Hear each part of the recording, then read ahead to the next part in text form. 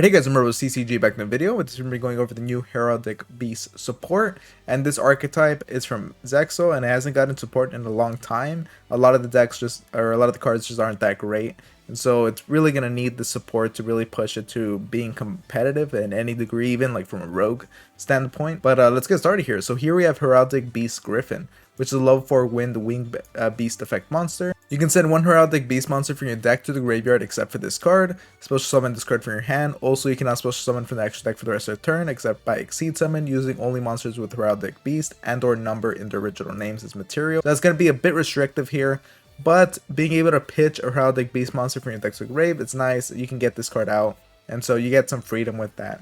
I guess that's great.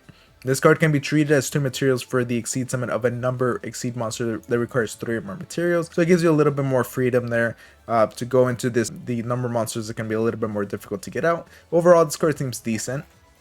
And here we have Heraldic Beast Stat Whale, which looks pretty cool. I'm always a fan of like these fish type monsters here, and this is a level 4 water fish effect monster. If this card is normal or special summon, you can discard 1 card, add 2 heraldry spells or traps from your deck to your hand, and any combination. So getting this card out is already going to cost you some sort of, you're going to use this card is going to have to supplement for that.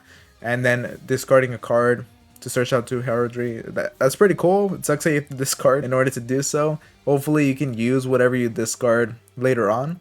But you can banish this card from your graveyard, then target 2 Heraldic Beast monsters with different names in your grave. Special summon them in defense position. Also, you cannot special summon monsters from the extra deck. So it's the same thing as the other one, where you're locked into either summoning monsters with Heraldic Beast and or number in the original names. We have the options of actually using this card and the card that we discarded as material for a future Exceed Summon, which is pretty cool.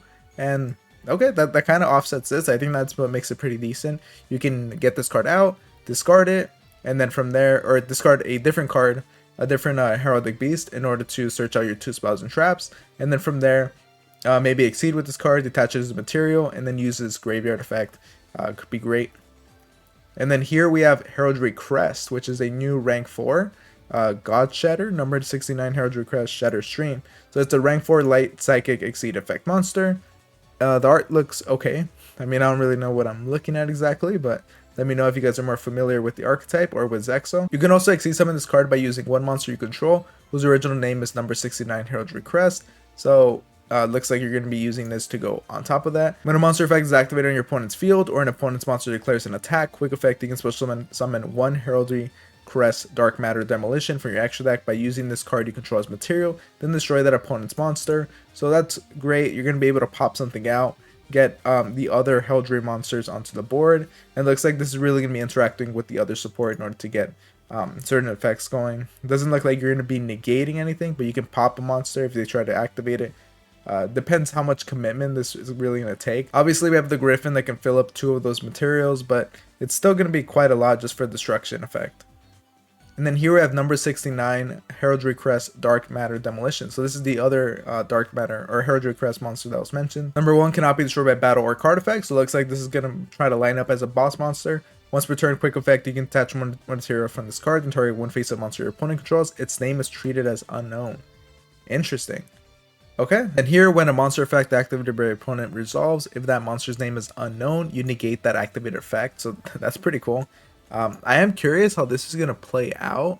Like, is unknown going to play into the hard once per turns? Probably not, just because the hard once per turns, they do mention the card's name. Actually, yeah, I wonder how that's going to play out. Just because, I guess its name is treated as unknown. That's an interesting way to phrase it. Just because here it would say, you know, just to kind of show hard once per turns, usually just say, they usually mention the card's name exactly, and they're like, oh, you can only use this once per turn. And so if that card is now named unknown, I wonder if you're still going to be locked into only using it once, or if you could use it multiple times. I guess that's going to be interesting to see what the ruling is going to be for that.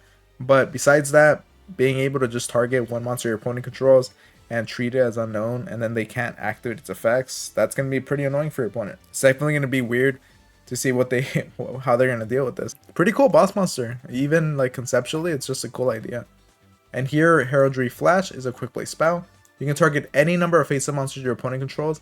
Their names are treated as unknown, so it looks like it's really playing into the number 69 Dark Matter Demolition here. You're going to want to just use this in order to target more things and just negate them. And then during your end phase, if this card is in your graveyard and you control a Psychic Exceed monster, and you can set this card but banish it when it leaves the field. So it looks like you're just going to be able to get this, get some more material out of it, use it for more targets. Definitely going to be an interesting boss monster to see in play. I can definitely see a lot of people just sneaking wins by getting this out and people just not being prepared for it. But let me know what you guys think about the new support, and make sure to like, comment, subscribe, and all that. And I'll see you guys next time. Thank you for watching.